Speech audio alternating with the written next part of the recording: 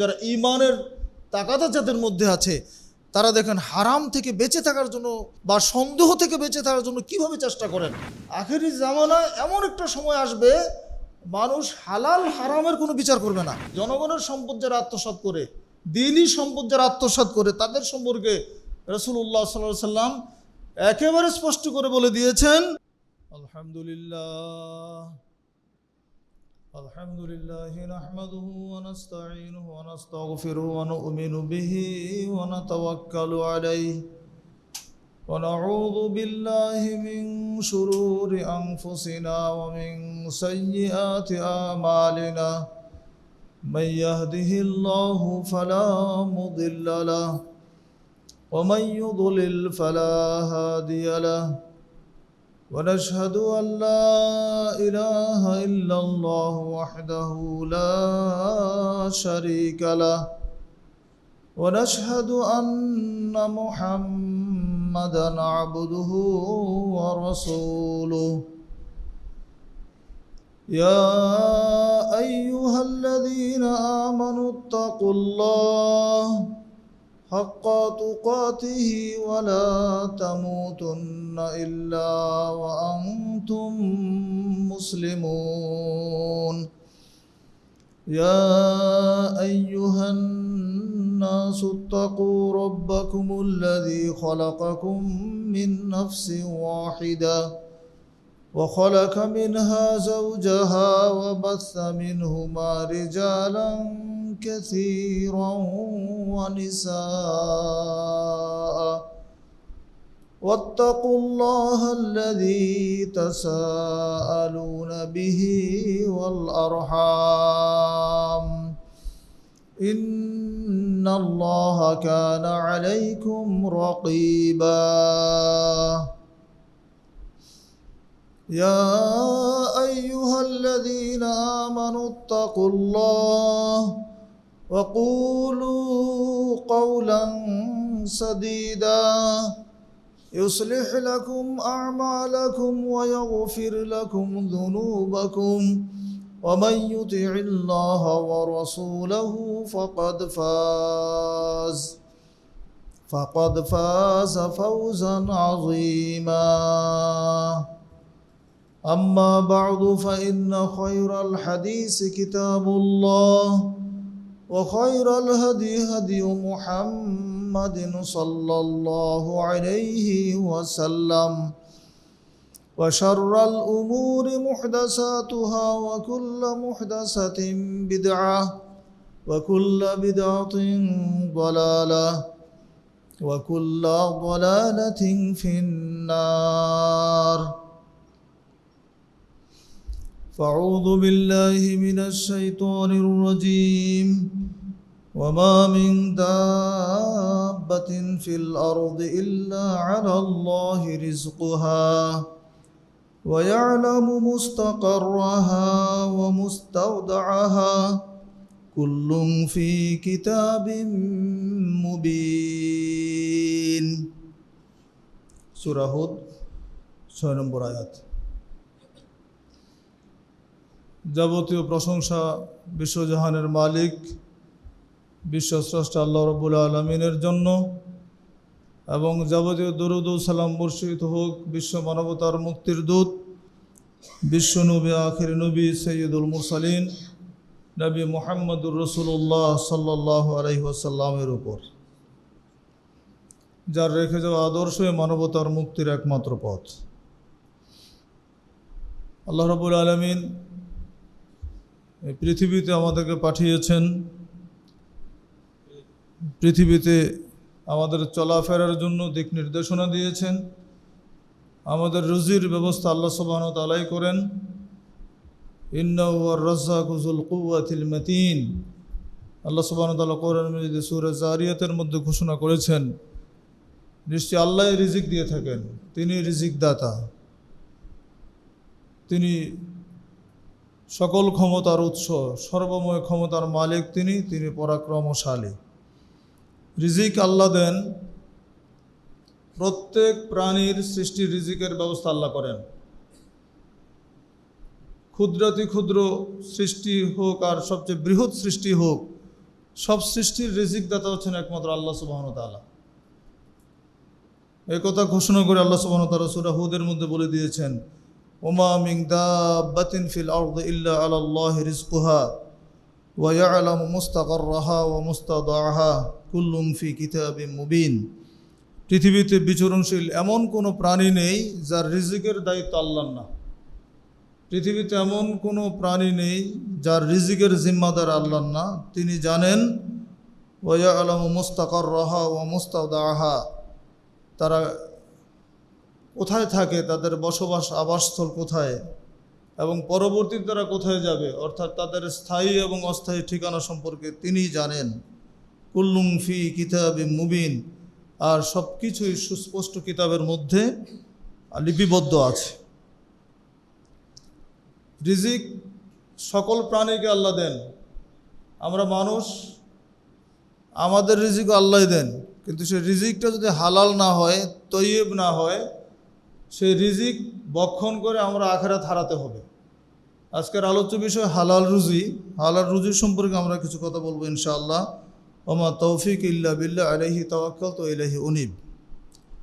আল্লাহ সুবহানাহু ওয়া তাআলা রিজিক দিয়েছেন, কিন্তু রিজিক আমাদের অনুসন্ধান করতে হবে, রিজিক আমাদের উপার্জন করতে হবে, তালাশ করতে হবে। আল্লাহ এমন নয় যে আসমান থেকে রিজিক এনে আমাদের ঘরে দিয়ে দিবেন। আমাদের কর্ম দ্বারা, আমাদের রোজগার দ্বারা রিজিককে উপার্জন করে নিতে হয়। সূরা জুমআর মধ্যে আল্লাহ বলেছেন, ফাইদা কুদিয়াতিস সালাতু ফান্তাশিরু ফিল আরদ ওয়াবতাগু মিন ফাযলিল্লাহ ওয়াযকুরুল্লাহ কাসীরা লাআল্লাকুম তুফলিহুন। যখন সালাত শেষ হয়ে যাবে, ফাইদা কুদিয়াতিস সালাত, সালাত যখন সম্পন্ন হবে, ফান্তাশিরু ফিল আরদ, তোমরা জমিনে ছড়িয়ে পড়বে। ওয়াবতাগু মিন ফাযলিল্লাহ, আল্লাহর অনুগ্রহ তোমরা তালাশ করবে, তোমরা রিজিকের অনুসন্ধান করবে। ওয়াযকুরুল্লাহ কাসীরা লাআল্লাকুম তুফলিহুন, আর আল্লাহকে অধিক পরিমাণে স্মরণ করবে যাতে তোমরা সফলতা লাভ করতে পারো। নিজ হাতের উপার্জনে সবচেয়ে উত্তম উপার্জন, এ প্রসঙ্গে রাসূলুল্লাহ সাল্লাল্লাহু আলাইহি ওয়াসাল্লাম বলেছেন। মিকদাম বিন মাদি কারিব রাদিয়াল্লাহু আনহু থেকে বর্ণিত, তিনি বলছেন যে রাসূলুল্লাহ সাল্লাল্লাহু আলাইহি ওয়াসাল্লাম বলেছেন, মা আকালা আহাদুন তাআমান কাত্তুন খায়রাম মিন আইয়াকুলা মিন আমালি ইয়াদিহি। নিজের হাতের উপার্জনের চাইতে উত্তম আর কোনো খাবার নেই। নিজের রোজগারের যে খাবারটা, যে রিজিকটা, এটা হচ্ছে সবচেয়ে উত্তম। তিনি উদাহরণ দিয়েছেন হাদিসের মধ্যে, ওয়া ইন্না নবিয়াল্লাহি দাউদ আলাইহিস সালাম কানা ইয়াকুলু মিন আমালি ইয়াদিহি।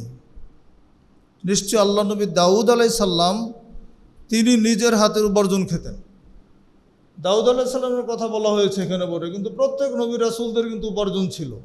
প্রত্যেক নবী রাসূলরা কিন্তু কাজ করতেন। আমাদের নবী, প্রিয় নবী মুহাম্মদুর রাসূলুল্লাহ সাল্লাল্লাহু আলাইহি ওয়াসাল্লাম, তার জীবনী পড়ে দেখেন, তার জীবনে উপার্জনের অনেক দৃষ্টান্ত আছে। তিনি অনেক উপার্জন করেছেন, তিনি ব্যবসা পরিচালনা করেছেন, তিনি পশুচারণ করেছেন, তার উপার্জনের বহু দৃষ্টান্ত আমরা জানি। তো কাজেই এই দৃষ্টান্তগুলো থেকে আমাদের শিক্ষা গ্রহণ করতে হবে এবং এই হাদিসের সাথে মিলিয়ে নিতে হবে যে সর্বোত্তম রিজিক হচ্ছে যেটা নিজেরা উপার্জন করা হয়। এবারে আসেন, উপার্জন করতে গিয়ে উপার্জনটা আমরা কিভাবে করব? হালাল পথে উপার্জন করব না হারাম পথে উপার্জন করব? হারাম পথে উপার্জন করলে কি হবে আর হালাল পথে উপার্জন করলে কি হবে, এই দুইটা বিষয় যদি আমাদের মাথার মধ্যে থাকে, তাহলে আমরা আশা করব যে অন্ততপক্ষে যদি রিজিকের বিষয়টা আমরা নিশ্চিত হই, হালাল উপার্জন আমরা করব, এইরকম দৃঢ়তা যদি আমাদের মধ্যে থাকে, তাহলে বাকি যত অন্যায় অপকর্মগুলো আছে এগুলো থেকে আমরা বেঁচে থাকতে পারবো ইনশাআল্লাহ। আল্লাহ সুবহানাহু ওয়া তাআলা রিজিক হালাল প্রসঙ্গে বলে দিয়েছেন, ইয়া আইয়ুহান নাস কুলু মিম্মা ফিল আরদি হালালান তাইয়্যিবা ওয়া লা তাত্তাবিউ খুতুওয়াতিশ শাইতান ইন্নাহু লাকুম আদুউম মুবিন। হে মানব জাতি, তোমরা ভক্ষণ করো ফিল আরদি হালালান তাইয়্যিবা, জমিন থেকে তোমরা খাও যেটা হালাল এবং তাইয়্যিব, হালাল এবং পবিত্র যেটা, সেটা তোমরা খাও। ওয়ালা তাত্তাবিউ খুতুওয়াতিশ শাইতান, আর তোমরা শয়তানের পদাঙ্ক অনুসরণ করবে না। ইন্নাহু লাকুম আদুউম মুবিন, নিশ্চয় শয়তান হচ্ছে তোমাদের প্রকাশ্য দুশমন। শয়তান মানুষকে হারামের দিকে ধাবিত করার চেষ্টা করবে, শয়তান ধোঁকা দিবে, যেটা হারাম সেটার দিকে মানুষকে উদ্বুদ্ধ করার চেষ্টা করবে। অথবা যেটা সন্দেহজনক সেটার প্রতি মানুষকে বেশি প্ররোচিত করবে, আরে সমস্যা কোথায়, এটা তো একবারে সরাসরি হারাম না, এটাও চলবে, এটাও ঠিক ওইটাও ঠিক, এরকম প্ররোচনা দিয়ে শয়তান মানুষকে জাহান্নামের দিকে নিয়ে যাবে। এজন্য আল্লাহ সুবহানাহু ওয়া তাআলা আমাদের সাবধান করে দিয়েছেন আমরা যেন হালাল এবং তয়্যিবটা ভক্ষণ করি, আর শয়তানের অনুসরণ যেন আমরা না করি। এই প্রসঙ্গে সূরাতুল বাকারার মধ্যে আল্লাহ সুবহানাহু ওয়া তাআলা একাধিক আয়াত নিয়ে এসেছেন বিভিন্ন জায়গায়। 172 নম্বর আয়াতে আল্লাহ বলছেন, ইয়া আইয়ুহাল্লাযীনা আমানু কুলু মিন তাইয়্যিবাতি মা রাযাকনাকুম ওয়াশকুরু লিল্লাহি ইন কুনতুম ইয়্যাহু তা'বুদুন।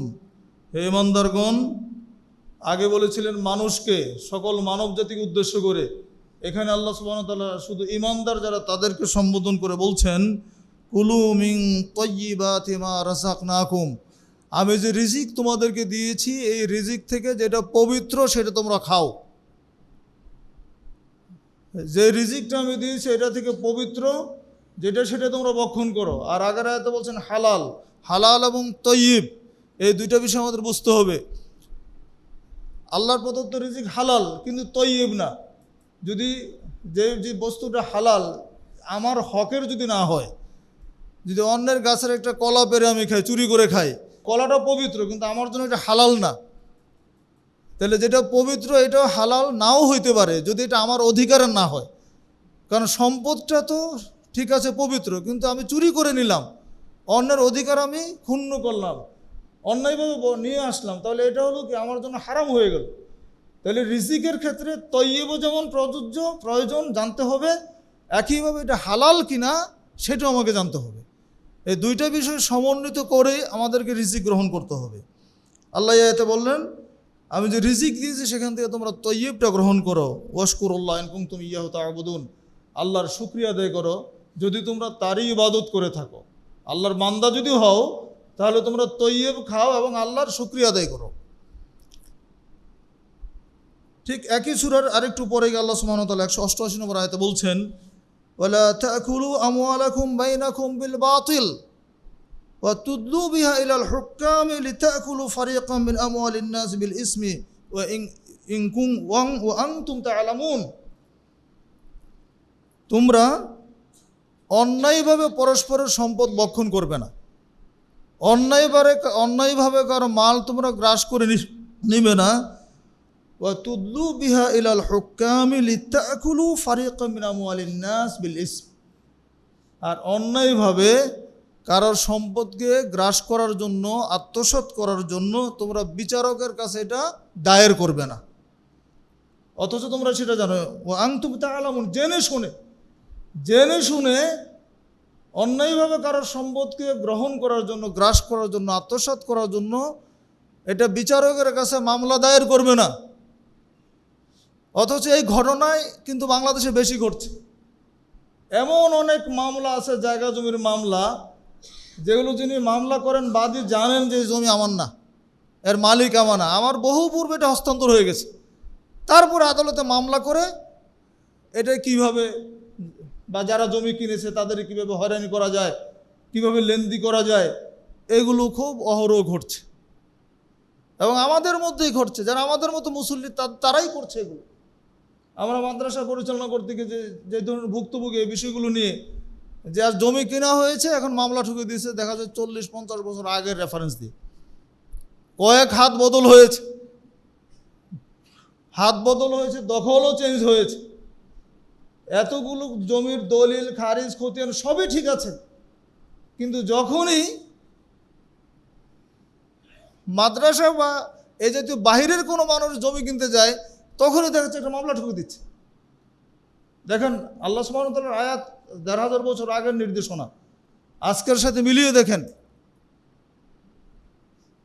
আরেকটা বিষয় হচ্ছে, ঠিক আছে যদি জমিতে সমস্যা থাকে তাহলে জমিটার আগে যাদের দখলে ছিল তখন মামলা করে না কেন? যদি কোনো প্রভাবশালী কোনো মানুষের কাছে থাকে তখন মামলা টামলা দূরের কথা, সে জানে তো জমি তার না, তো কাছে যাওয়ার দূরের কথা, সে মামলা তার দূরের কথা, জমির আইলের নিকটেও সে যায় না। কিন্তু যখনই কোনো দুর্বল শ্রেণী বা আমাদের মার্কাজ কেন্দ্রিক কোনো গার্ডিয়ান যদি জমি কেনে বা মাদ্রাসা যদি জমি কেনে, আতঙ্ক হতাশ হয়ে যায় এই মানুষগুলো তখন মামলা ঠুকে দিচ্ছে। এটা ভুক্তভোগী আমরা, আমাদের মাদ্রাসার জমি নিয়েও মামলা করতে হচ্ছে, অথচ তার আগে বহু হাত বদল হয়েছে, কোনো সমস্যা হয়নি। যখনই মাদ্রাসা কিনেছে তখন একটা মামলা দিয়ে দিচ্ছে। তো এই কাজগুলি যারা করে তারা মুসলমান না? তারা মুসলমান। তাইলে দেখেন তাদের সম্পর্কে আল্লাহ সুবহানাহু ওয়া তাআলা ১৫০০ বছর আগে সাবধান করে দিলেন, অন্যায়ভাবে অন্যের সম্পত্তি গ্রহণ করার জন্য তোমরা মামলা করিও না। আল্লাহ সুবহানাহু ওয়া তাআলা নির্দেশকে অমান্য করছে তারা। সম্মানিত উপস্থিতি, আমরা আশা করবো যদি কারোর মধ্যে এই অভ্যাস থাকে, জানেন যেহেতু যে জমির মালিক আমি না, সেখানে আর যাওয়া যাবে না, সেটা ছেড়ে দিতে হবে। আর মাদ্রাসার জন্য, ইসলামিক কাজের জন্য, মসজিদের জন্য জমি তো এমনিতে দান করে দেওয়া উচিত। উল্টা টাকা দিয়ে জমি কেনার পরে তুমি মামলা করতে যাচ্ছ, তোমার মতো কত নিচু তুমি, কত নির্লজ্জ তুমি, চিন্তা করো একবার।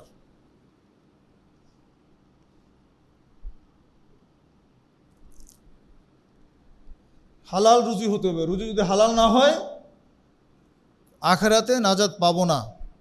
রাসূলুল্লাহ সাল্লাল্লাহু আলাইহি ওয়াসাল্লাম বলছেন হালাল রুজি হচ্ছে দুনিয়ার সব কিছুর চাইতে উত্তম। আব্দুল্লাহ ইবনে আমর রাদিয়াল্লাহু আনহু থেকে বর্ণিত, তিনি বলছেন قال রাসূলুল্লাহ সাল্লাল্লাহু আলাইহি ওয়াসাল্লাম, রাসূল সাল্লাল্লাহু আলাইহি ওয়াসাল্লাম বলেছেন আরবাউন ইযা কুন্না ফিকা ফালা আলাইকা মা ফাতাকা মিনাদ দুনিয়া। যদি চারটি বিষয় তোমার মধ্যে থাকে তাহলে দুনিয়ার সব কিছু তোমার হারিয়ে গেলেও তোমার সবই ঠিক আছে, কিছুই হারায় নাই। চারটি এমন বিষয়ের কথা আল্লাহ রাসূল সাল্লাল্লাহু আলাইহি ওয়াসাল্লাম বলছেন যে এইগুলো যদি তোমার মধ্যে থাকে, গুণগুলো তোমার মধ্যে থাকে, তাহলে দুনিয়ার তোমার কিচ্ছু নেই, সব হারিয়ে গেছে, কিন্তু আসলে তোমার কিছুই হারায় নাই, তোমার সবই ঠিক আছে। তার মানে তোমার আখিরাত ঠিক আছে, এটা হচ্ছে মূল বিষয়। সে চারটি জিনিস কি? হিফজু আমানাতিন, আমানত সংরক্ষণ করা। আমানতের খেয়ানত আমরা অহরহ করে চলেছি, যে আমানত সংরক্ষণ, আমানতদার যদি আমরা হতে পারি তাহলে রাসূল সাল্লাল্লাহু আলাইহি ওয়াসাল্লাম বলেছেন তার কিছুই হারায় নাই। ওয়াসিদকু হাদিসিন, যদি সত্যবাদী হওয়া যায়, সত্য কথা বলা। ওয়া হুসনু খালিকাতিন, সৎ চরিত্র। ওয়া ইফাতুন ফি তুমাতিন, 4 নম্বর হচ্ছে হালাল রুজি। এই চারটি গুণের কথা রাসূল সাল্লাল্লাহু আলাইহি ওয়াসাল্লাম বললেন। আবার স্মরণ করে দিচ্ছি, আমানত রক্ষা করা, সত্য কথা বলা, সৎ চরিত্রবান হওয়া, আর রুজিটা হালাল করা। এই চারটি গুণ যদি কোনো মানুষের মধ্যে থাকে, কোনো মুসলমান যদি এই গুণগুলো অর্জন করতে পারে, রাসূলুল্লাহ সাল্লাল্লাহু আলাইহি ওয়াসাল্লাম বলেছেন দুনিয়ার সব কিছু তার হারিয়ে গেল, বাস্তবে তার কিছুই হারায় না, তার সবই ঠিক আছে। তো এই গুণগুলো আমরা অর্জন করার চেষ্টা করবো ইনশাআল্লাহ। তার মধ্যে একটা হচ্ছে কি? হালাল রুজি। রুজিটা আমাকে হালাল করতে হবে। আহমদ বাইহাকি সনদ, সহিহ সনদের হাদিস। আবু হুরায়রা রাদিয়াল্লাহু আনহু থেকে বর্ণিত, তিনি বলছেন যে রাসূলুল্লাহ সাল্লাল্লাহু আলাইহি ওয়াসাল্লাম বলেছেন ইয়াতি আলান নাসি জামানুন লা ইউবালিল মারউ মা আখাযা মিনহু। শেষ জামানায় এরকমই ঘটবে। রাসূল সাল্লাল্লাহু আলাইহি ওয়াসাল্লাম সাবধান করে দিয়েছেন, আখেরি জামানায় মানুষ কি করবে? লা ইউবালিল মারউ মা আখাযা মিনহু, মানুষ পরীক্ষা নিরীক্ষা করে দেখবে না, যাচাই বাছাই করবে না যে সে কি গ্রহণ করছে, তার উপার্জনটা কোথা থেকে আসছে সে চিন্তা করবে না। সে আমিনাল হালাল আম মিনাল হারাম, সে কি হালাল উপার্জন করছে না হারাম খাচ্ছে, এইটা সে বিচার করবে না। আখেরি জামানায় এমন একটা সময় আসবে মানুষ হালাল হারামের কোনো বিচার করবে না, তার উপার্জনটা কোথা থেকে আসছে। আজকে দেখুন এই সেই জামানা কিন্তু আমাদের মধ্যে চলছে। আমরা উপার্জন করছি কিন্তু হালাল না হারাম চিন্তা করতেছি না। মানুষকে কিভাবে ঠকানো যায় আর দুর্বলদেরকে কিভাবে ঠকানো যায়, এই চেষ্টা আমরা সবসময় করি। একটু ভয় আমাদের মধ্যে নেই, একটু চিন্তা আমাদের মধ্যে নেই। চোখ বন্ধ করলে যে আজ কালকে দ্বিতীয় দিন হয়ে যাবে, আমার কবরে তো কেউ যাবে না, আমার পাই টু পাই হিসাব কিন্তু কবরে দিতে হবে, এই চিন্তাটা আমাদের মাথার মধ্যে নেই। সেজন্য আমরা এই অন্যায়গুলোর সাথে বেশিভাবে জড়িত হয়ে আসছি। 5 নম্বর পয়েন্ট হচ্ছে হালাল রুজি ব্যতীত দোয়াও আল্লাহর কাছে কবুল হয় না। হালাল রুজি যদি না হয়, আল্লাহর কাছে দিন রাত যদি দোয়া করি, দোয়া কবুল হবে না। এই প্রসঙ্গে রাসূল সাল্লাল্লাহু আলাইহি ওয়াসাল্লাম বলেছেন ইন্নাল্লাহ তাইয়্যিবুন লা ইয়াকবালুল্লাহু ইল্লা তাইয়্যিবান, আল্লাহ পবিত্র, তিনি পবিত্র ছাড়া গ্রহণ করেন না। তিনি বলছেন আমারাল মুমিনিনা বিমা আমারা বিহিল মুরসালিন, আল্লাহ সুবহানাহু ওয়া তাআলা মুমিনদেরকে ওই আদেশই দিয়েছেন যে আদেশ তিনি রাসূলদেরকে দিয়েছিলেন। মুমিনদেরকে রাসূলদের বাইরে কোনো নির্দেশ দেওয়া হয় নাই। রাসূল সাল্লাল্লাহু আলাইহি ওয়াসাল্লামকে যে আদেশ দেওয়া হয়েছিল মুমিনদেরকে ওই আদেশই দিয়েছেন। এরপরে তিনি সুম্মা যাকারার রাজুলা, এক ব্যক্তির প্রসঙ্গ তুললেন। রাসূল সাল্লাল্লাহু আলাইহি ওয়াসাল্লাম বলছেন আর কি, এক ব্যক্তির প্রসঙ্গ তুললেন, বলে বলছেন ইউতিউলুস সাফার আশ আসা ও আকবার, একজন মুসাফির সফর করে, দীর্ঘ সফরের কারণে তার ধুলিমলিন অবস্থা, উস্কো অবস্থা, চেহারার মধ্যে সফরের সাপ পড়ে আছে, এরকম একজন ব্যক্তির কথা তুলে ধরে রাসূল সাল্লাল্লাহু আলাইহি ওয়াসাল্লাম বলছেন, ওই ব্যক্তি ইয়ামুদ্দু ইয়াদাইহি ইলাস সামাই, আসমানের দিকে তার হাত উত্তোলন করে আল্লাহকে ডাকছে, আল্লাহর কাছে দোয়া করতেছে, ইয়া রব্বি, হে আমার রব। কিন্তু ওয়া মাতআমু হারামুন ওয়া মাশরাবু হারামুন ওয়া মালবাসু হারাম, তার খাদ্যটাও হারাম, তার পোশাক হারাম, তার পানীয় হারাম, ওয়া গুযিয়া বিল হারাম, সে হারাম খেয়ে সে বড় হয়েছে। এরকম একজন ব্যক্তি মুসাফির আল্লাহর কাছে দোয়া করছে হাত তুলে। আমরা জানি যে সফর অবস্থায় দোয়া কবুল হয়।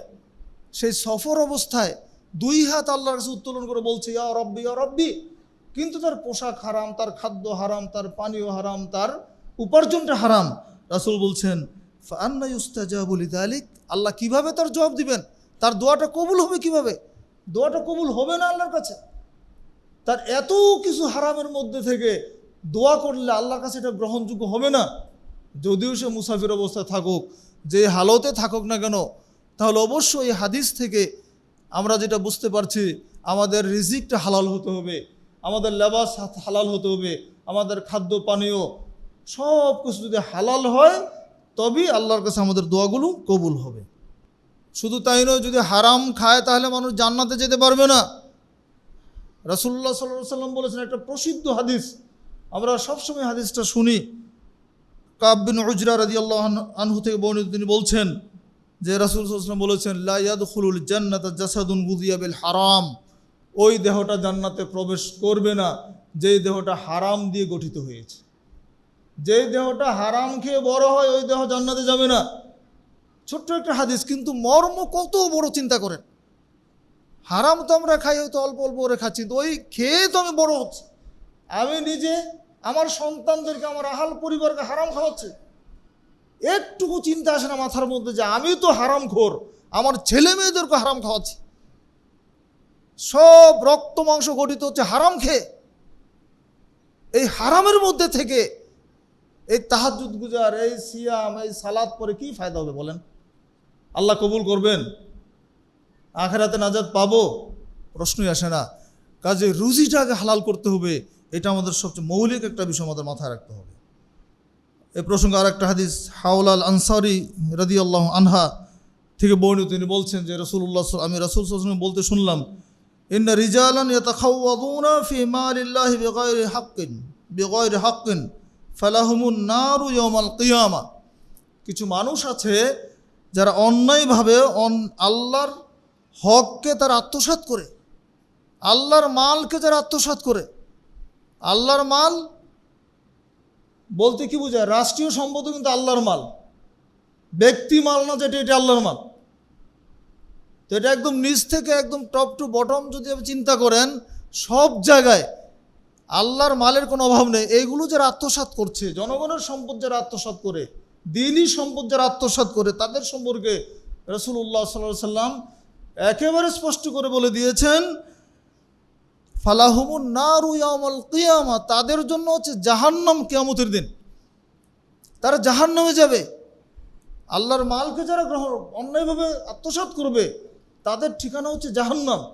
তাহলে ওই হাদিস আর এই দুইটা হাদিস মিলিয়ে দেখেন, যদি হালাল রুজি না হয়, আমরা যদি আত্মসাৎকারী হই, অন্যের সম্পদ যদি আমরা আত্মসাৎ করি, আল্লাহর মালকে যদি আল্লাহর মালের জায়গায় না রাখি, আমার ক্ষমতা আছে, আমার দাপট আছে, আমি যা ইচ্ছে তাই করার চেষ্টা করতে পারি, করি, আমি দিব না, আমার ইচ্ছা মতো আমি খরচ করব। আল্লাহর সম্পদকে কুক্ষিগত করে রাখা, নিজের আয়ত্ত রেখে দেওয়া, এইগুলোর জবাবদিহিতা আল্লাহর কাছে দিতে হবে। হয়তো বান্দারা নিতে পারবে না, কারণ এই দুনিয়াতে যাদের সামর্থ্য বেশি, শক্তি বেশি, তারাই সব কিছু করার চেষ্টা করে। দুর্বলরা তো কিছুই করতে পারে না। যারা দিনই কাজ করে, যারা দিন ধর্মের কাজ করে, মসজিদ মাদ্রাসা কাজ করে, তারা অধিকাংশ দুর্বল শ্রেণী হয়ে থাকে। দিনদার মানুষটা অধিকাংশ দুর্বল হয়। সমাজের যারা প্রভাবশালী, তারা অনেক ক্ষেত্রে তাদের কাছে জিম্মি থাকে তারা। বন্ধুরা আমার, আমরা শুধু বলে দিচ্ছি, হাদিসের বাণীগুলো শুনিয়ে দিচ্ছি অনুভূতিতে আঘাত দেওয়ার জন্য। আমরা যেন আল্লাহর মালটাকে আল্লাহর মনে করে আমানতদারি হই, আল্লাহর মালটা যেন ঠিক যথাস্থানে আমরা সংরক্ষণ করি, দিয়ে দেওয়ার চেষ্টা করি। এই যদি আমাদের ইচ্ছা থাকে তাহলে আল্লাহ আমাদেরকে হয়তো ক্ষমা করতে পারেন, আর নচেত আমরা আখেরাতে আমাদের কাঙ্ক্ষিত যে জায়গা জান্নাত সেটা থেকে বঞ্চিত হয়ে যাবো, আমরা জান্নাতে যেতে পারবো না। শুধু তাই নয়, আরেকটা বিষয় দেখেন, হালাল এবং হারাম যেটা সুস্পষ্ট এটা তো আমরা জানি, কিন্তু যে আগেই যেটা বললাম যে শয়তান ধোঁকা দেয়, হালাল হারাম স্পষ্ট নয়, কিন্তু শয়তান বলে আরে এটা করলে সমস্যা কোথায়, ধাবিত করে নিয়ে যায় হারামটার দিকে, সন্দেহজনক বিষয়ের দিকে। এই বিষয়েও রাসূল করিম সাল্লাল্লাহু আলাইহি সাল্লাম অত্যন্ত সুন্দরভাবে হাদিস উল্লেখ করেছেন এবং দৃষ্টান্ত দিয়ে বুঝিয়ে দিয়েছেন। নোমান বিন বাশির রাদিয়াল্লাহু আনহু থেকে সবচেয়ে মশহুর একটা হাদিস, তিনি বলছেন, আল হালালু বাইয়িনুন ওয়াল হারামু বাইয়িনুন ওয়া বাইনাহুমা মুশতাবিহাতুন। হালালও স্পষ্ট, হারামও স্পষ্ট, আর এই দুই বিষয়ের মধ্যে সন্দেহজনক বিষয় আছে। হালাল এবং হারামের মাঝখানে কিছু সন্দেহজনক বিষয় আছে, সন্দিগ্ধ বিষয় রয়েছে, লা ইয়ালামুহা কাসীরুম মিনান নাস, যেগুলো সম্পর্কে অধিকাংশ মানুষে তার খবর রাখে না। ব্যবসা বাণিজ্য করতে দেখবেন আজকে এমন পদ্ধতি বের হচ্ছে যে সাধারণ মানুষের বুঝারই উপায় নেই যে হালাল না হারাম। সাধারণ মানুষ কোনো আলেমরাই বুঝে না। এই যে MLM ব্যবসা, এই নিয়ে দেখেন কত আলেমরা পর্যন্ত বিভ্রান্ত হয়ে গেছে সেই সময় থেকে। GGN, ডেস্টিনি, এই জাতীয় যে সমস্ত বিজনেসগুলি বাংলাদেশে চলছে, তাদেরও শরিয়া বোর্ড তৈরি হয়েছে, আলেমদের একটা শ্রেণী আছে, আহলে হাদিসদের কিছু আলেমকে তারা রিক্রুট করে নিয়েছে। এইগুলো দিয়ে আমাদের সামনে দেখানো হচ্ছে যে না, এত বড় বড় আলেম আছে আমাদের সাথে, তারা তো এটাকে জায়েজ ফতোয়া দিয়েছে। আলহামদুলিল্লাহ, একমাত্র আহলে হাদিস আন্দোলনের যে ফতোয়া বোর্ড, সেই ফতোয়া বোর্ড থেকে শুরু থেকে এর বিরুদ্ধে বক্তব্য আসছে, শুরু থেকে ফতোয়া দেওয়া হচ্ছে যে GGN, ডেস্টিনি, MLM বিজনেস এটা টোটালি একটা হারাম ব্যবসা। তো সন্দেহ হলে সেখানে যাওয়াটাই তো নিষেধ করে দিয়েছেন আল্লাহ রাসূল সাল্লাল্লাহু আলাইহি ওয়াসাল্লাম। এরপর রাসূল বলছেন, ফামানিত্তাকা শুবহাত ইস্তাবরা লিদীনিহি ওয়া ইরদিহি, যে ব্যক্তি এই সন্দেহ থেকে বেঁচে থাকলো সে তার দ্বীন এবং তার সম্মানকে রক্ষা করতে পারলো। হাদিসের ভাষাগুলি খেয়াল করে, সন্দেহ হয়েছে আমি যাব না সেখানে, রাসূল সাল্লাল্লাহু আলাইহি ওয়াসাল্লাম বলছেন যদি সে বেঁচে থাকতে পারে সে তার দ্বীনকেও রক্ষা করলো, তার মর্যাদাকেও রক্ষা করলো। আর যে ব্যক্তি ওমান ওয়াকাফিস শুবহাত ওয়াকাফিল হারাম, যে ব্যক্তি শুবহাতের মধ্যে সন্দেহের মধ্যে ঢুকে যাবে সে হারামের মধ্যেই ঢুকে গেল। এরপর রাসূল সাল্লাল্লাহু আলাইহি ওয়াসাল্লাম একটা উদাহরণ দিচ্ছেন, ওমান ওয়াকাফিস শুবহাত, সন্দেহজনক বিষয়ের মধ্যে ঢুকে যাওয়ার দৃষ্টান্ত দিতে দিকে তিনি বলছেন, কারাইন ইয়ারআ হাওলাল হিমা ইউশিকু আই ইওয়াকিআহু। তিনি বলছেন সন্দেহজনক বিষয়ের মধ্যে ঢুকে যাওয়াটা হচ্ছে ওই রাখালের ন্যায় যে সংরক্ষিত একটা চারণভূমির পাশে তার পশু চড়ায়। একটা সংরক্ষিত চারণভূমি যার পাশ দিয়ে সে তার পশুগুলো চড়ায়। এখন পশু চড়ার দিকে সেখানে এটাই সন্দেহ, ইউশিকু আই ইওয়াকিআহু, যে কোনো সময় পশু ওই চারণভূমিতে ঢুকে যেতে পারে। যেহেতু সন্দেহ থেকে দূরে নেই, যেহেতু সংরক্ষিত সীমানার পাশ দিয়ে সে তার পশুগুলো চড়াচ্ছে, এটা যে কোনো সময় এই সীমার ভিতরে ঢুকে যেতে পারে। রাসূল সাল্লাল্লাহু আলাইহি ওয়াসাল্লাম ওই রাখালের উদাহরণ আমাদেরকে দিলেন। তারপরে তিনি বলছেন, ইন্না লিকুল্লি মালিকিন হিমান, নিশ্চয়ই প্রত্যেক রাজার বাচ্চার একটা নির্ধারিত সীমা আছে, একটা এরিয়া আছে, একটা সীমা আছে। আলা ইন্না হিমাল্লাহি ফি আরদিহি মাহারিমুহু, শুনে রাখো আল্লাহর সীমা হচ্ছে পৃথিবীতে, হারাম সমূহ হচ্ছে আল্লাহর সীমারেখা। যেগুলো হারাম সেখানে তোমরা যেতে পারবে না। রাসূল সাল্লাল্লাহু আলাইহি ওয়াসাল্লাম এটাই বুঝাতে চাইলেন, আল্লাহ একটা সীমা নির্ধারণ করে দিয়েছেন যে এইটুকু তোমাদের জন্য হালাল, আর এর বাইরে এই সীমাটা ক্রস করতে পারবে না, ওটা হচ্ছে হারাম, সেখানে তোমরা যাবে না। এই সুন্দর উদাহরণ দিয়ে রাসূল সাল্লাল্লাহু আলাইহি ওয়াসাল্লাম আমাদেরকে বুঝিয়ে দিয়েছেন যে তোমরা হারামের দিকে যাবে না। তাহলে রাসূলুল্লাহ সাল্লাল্লাহু আলাইহি ওয়াসাল্লাম আরেকটা হাদিস বলি, হারাম বর্জন, যারা ঈমানের তাকাদা যাদের মধ্যে আছে তারা দেখেন হারাম থেকে বেঁচে থাকার জন্য বা সন্দেহ থেকে বেঁচে থাকার জন্য কিভাবে চেষ্টা করেন। একটা সুন্দর দৃষ্টান্ত রাসূলুল্লাহ সাল্লাল্লাহু আলাইহি ওয়াসাল্লাম হাদিসের মধ্যে নিয়ে এসেছেন। হাদিসটি সহিহ বুখারী, সহিহ মুসলিমের মধ্যে আসছে। আবু হুরায়রা রাদিয়াল্লাহু আনহু থেকে বর্ণিত, তিনি বলছেন যে ইশতারা রাজুলুন মিন রাজুলিন আকারান, একজন ব্যক্তির কাছ থেকে একটা জমি কিনেছে, এক খণ্ড জমি ক্রয় করেছে। ফাওয়াজাদার রাজুলু আল্লাযী ইশতারা আল আকার ফি আকারিহি জাররাতুন ফিহা যাহাব। তো জমি কিনেছে, তো ওই যে জমি কিনেছে সে তার জমির মধ্যে একটা কি বলো পাত্র পেল, যার মধ্যে স্বর্ণ ভর্তি, সোনা ভর্তি একটা কলস সে তার জমির মধ্যে পেয়ে গেল। জমি যে কিনেছে সেই জমির মধ্যে সোনা ভর্তি একটা কলস পেল। এটা তো খুবই স্বাভাবিক, আমাদের মাথায় চিন্তা আসবে, জমি কিনেছি, কলস তো আমারই, জমি কিনেছি আর মধ্যে যা আছে সবই তো আমার। তো এটা আবার এটা তো প্রশ্ন করারও প্রয়োজন পড়ে না, বা কাউকে ভয়ে বলবেই না যে আরে আমি একটা সোনা পেয়েছি, যদি সে ছিনতাই হয়ে যায় বা মানুষ জেনে যায়। আমাদের ধারণাটা থাকবে এরকম। দেখেন সাহাবীদের মধ্যে কি চিন্তা তাদের ছিল। তো তখন এটা পাওয়ার পরে এই লোকটা ওই ব্যক্তি বিক্রেতার কাছে গেল, যে জমি বিক্রি করেছে তার কাছে গেল, গিয়ে বলল খুদ যাহাবাকা মিন্নি ইন্নামা ইশতারাইতু মিনকাল আরদ, তুমি তোমার স্বর্ণের কলসটা তুমি নাও, আমি তো তোমার কাছে মাত্র জমিটা কিনেছি, আমি তো সোনা কিনি নাই, কাজে এই স্বর্ণটার মালিক আমি না, আমি জমি কিনেছি তোমার কাছ থেকে টাকা দিয়ে, জমিটা আমার দাও, তোমার সোনাটা তুমি নিয়ে নাও। আচ্ছা, এবার ওয়াকাল আল্লাযী লাহুল আরদ, এবার জমিওয়ালা বলছে ইন্নামা বি'তুকাল আরদ ওয়া মা ফিহা, আমি তোমার কাছে জমিও বিক্রি করেছি, জমির ভিতরে যা কিছু আছে সবই বিক্রি করেছি, কাজে তোমার সোনা তুমি নিয়ে যাও। চিন্তা করা যায়, সোনা ভর্তি একটা কলস পাওয়ার পরে যে কিনেছে সেও বলছে আমার না, তুমি নিয়ে যাও, আমি জমি কিনেছি সোনা কিনি নাই। জমিওয়ালা বলতেছে না, আমি তো জমিও বিক্রি করেছি, এর ভিতরে যা আছে সব বিক্রি করেছে, কাজে সোনাটাও তোমার, তুমি নিয়ে যাও। এবার তারা কি করলো, ফাতাহাকামা ইলা রাজুলিন, এটার একটা সালিশ করার জন্য তৃতীয় একজন ব্যক্তির কাছে গেল। ফাকাল আল্লাযী তাহাকামা ইলাইহি, এবার যার কাছে বিচার মানতে গেল, সালিশ মানলো যাকে, এবার ওই ব্যক্তি এটার ফায়সালা করতেছে এইভাবে, তিনি জিজ্ঞেস করছেন আলাকুমা ওয়ালাদুন, তোমাদের কি কোনো সন্তান আছে? দুজনকে জিজ্ঞেস করছেন তোমাদের কোনো সন্তান আছে? এবার কাল আহাদুমা লি গোলামুন, আমার একজন ছেলে আছে, ও কাল আল আখার লি জারি, আমার একজন কন্যা আছে। একজনের একটা ছেলে আছে আর একজনের একটা মেয়ে আছে। কাল, এবার তিনি ফয়সালা দিচ্ছেন আনকিহুল গোলাম আল জারিয়া, তোমার এই ছেলেকে মেয়েকে ছেলের সাথে বিয়ে দিয়ে দাও, দুইজনের ছেলে মেয়ের মধ্যে বিবাহ পড়িয়ে দাও। তারপরে আনফাকু আলা আনফুসিহিমা, এবং এই যে সোনা তোমরা পেয়েছো এটা থেকে তাদের জন্য খরচ করো, অর্থাৎ ছেলে মেয়ে নবদম্পতির জন্য খরচটা তোমরা এই প্রাপ্ত সোনা থেকে করো। ওয়াতাসাদ্দাকা, আর তোমরা দুইজনে এটা বাকিটা সাদাকা করে দাও। সুবহানাল্লাহ। দেখেন সম্পদের প্রতি নির্মোহ তাদের জিন্দেগি কত চমৎকার। এত দামি জিনিস পাওয়ার পরও সন্দেহ, এটা আমি তো এটা কিনি না, এটা তো আমার না। ওই লোক বলছে আমি তো বিক্রি করে দিয়েছি, এটা তো আমার না, মানে কেউ এটা নিতে চায় নাই। তাহলে এই হাদিস থেকে যদি আমরা শিক্ষা গ্রহণ করতে পারি যে আমরা জীবনে হারাম খাবো না, হারাম থেকে বেঁচে থাকবো, যদি হারাম থেকে বাঁচা যায়, রুজিটা হালালের যদি প্রতিজ্ঞা করা যায়, বাংলাদেশে আর কোনো দুর্নীতি থাকবে না, চুরি থাকবে না, ডাকাতি থাকবে না, অফিস আদালতগুলি সুন্দর হয়ে যাবে। সুন্দর দাড়ি রেখে ঘুষ খাচ্ছে, হবে না, এগুলো করবে না। সালাত আদায় করে ঠিক, আবার ঘুষের জায়গা ঠিক। পয়সা ছাড়া ফুয়েল ছাড়া ফাইল চলে না, একটা কথা বলে, মানে ফাইল চলতে হলে কিছু তেল দিতে হয়, টাকা লাগে। প্রত্যেকটা অফিসে গিয়ে দেখবেন পয়সা ছাড়া কোনো কাজ হয় না। আরে ভাই, তারাও তো মুসলমান, তারাও তো ঈদুল আজহা, কালকে ঈদুল আজহার সালাত আদায় করেছে, তারাও তো কুরবানি করছে। আমরা সালাতের ক্ষেত্রে যতটা না অ্যাক্টিভ সচেতন, হজের ক্ষেত্রে, কিন্তু হারামের ক্ষেত্রে আমরা সচেতন না।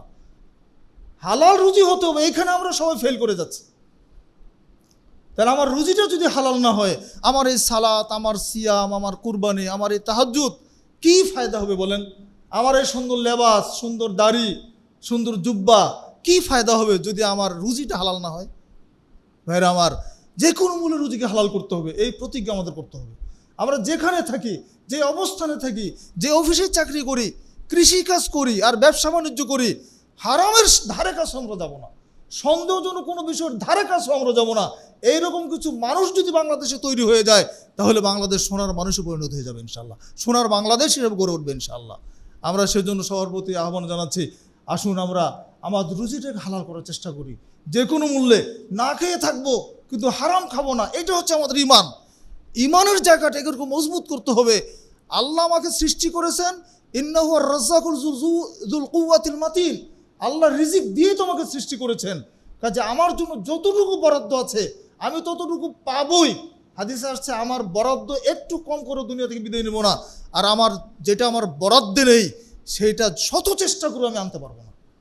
সেজন্য তাওয়াক্কাল আল্লাহর উপরে করতে হবে। আমা ইয়াত্তাকিল্লাহ ইয়াজআল্লাহু মাখরাজা ওয়া ইয়ারযুকহু মিন গায়রি লা ইয়াহতাসিব। আল্লাহ বলছেন যে আল্লাহকে ভয় করে আল্লাহ তার মুক্তির পথ বের করে দেন। ওয়া ইয়ারযুকহু মিন হাইসু লা ইয়াহতাসিব, তাকে এমন এমন উৎস থেকে রিজিক দেন যার হিসাব সে করতে পারে না। বেহিসাব উৎস থেকে আল্লাহ সুবহানাহু ওয়া তাআলা তার রিজিকের ব্যবস্থা করে দেন। অতএব সম্মানিত মুসল্লিবৃন্দ, সম্মানিত উপস্থিতি, আসুন আমরা আমাদের রিজিকটাকে হালাল করার চেষ্টা করি। আমাদের যত ভুল ভ্রান্তি আছে সেগুলোর জন্য আল্লাহর কাছে তওবা ইস্তিগফার করি। আল্লাহ যেন আমাদের অতীত জীবনের জন্য ক্ষমা করে দেন, আর আগামী দিনের জন্য আমরা যেন যে কোনো মূল্যে হালাল রুজি উপার্জন করতে পারি। আল্লাহ সুবহানাহু ওয়া তাআলা আমাদের সেই তৌফিক দান করুন। আমিন। আকুলু কাউলি হাযা আস্তাগফিরুল্লাহ লি ওয়া লাকুম ওয়া লিসাইরিল আলহামদুলিল্লাহ আলহামদুলিল্লাহি নাহমাদুহু ওয়া নাস্তাঈনুহু ওয়া নাস্তাগফিরুহু ওয়া নু'মিনু বিহি ওয়া নাতাওয়াক্কালু আলাইহি ওয়া নাউযু বিল্লাহি মিন শুরুরি আনফুসিনা ওয়া মিন সাইয়্যাতি আ'মালিনা মান ইয়াহদিহিল্লাহু ফালা মুদিল্লা লাহু ওয়া মান ইউদ্লিল ফালা হাদিয়া লাহু ওয়া নাশহাদু আল লা ইলাহা ইল্লাল্লাহু ওয়াহদাহু লা শারীকা লাহু ওয়া নাশহাদু আন্না মুহাম্মাদান আবদুহু ওয়া রাসূলুহু إن الله وملائكته يصلون على النبي يا أيها الذين آمنوا صلوا عليه وسلموا تسليما اللهم صل على محمد وعلى آل محمد كما صليت على إبراهيم وعلى آل إبراهيم إنك حميد مجيد اللهم بارك على محمد وعلى آل محمد كما باركت على إبراهيم وعلى آل إبراهيم إنك حميد مجيد اللهم انصر من نصر دين محمد واجعلنا منهم واخذل من خذل دين محمد ولا تجعلنا منهم اللهم انصر من نصر دين محمد واجعلنا منهم واخذل من خذل دين محمد ولا تجعلنا منهم اللهم أعز الإسلام والمسلمين واخذل الكفرة والفجرة والمبتدعة والمشركين عباد الله رحمكم الله إن الله يأمر بالعدل والإحسان وإيتاء ذي القربى وينهى عن الفحشاء والمنكر والبغي يعظكم لعلكم تذكرون ولذكر الله تعالى وأولى وأعز وأجل وأتم وأهم وأكبر। আহলে হাদিস আন্দোলন বাংলাদেশ, আসুন পবিত্র কুরআন ও সহিহ হাদিসের আলোকে জীবন গড়ি।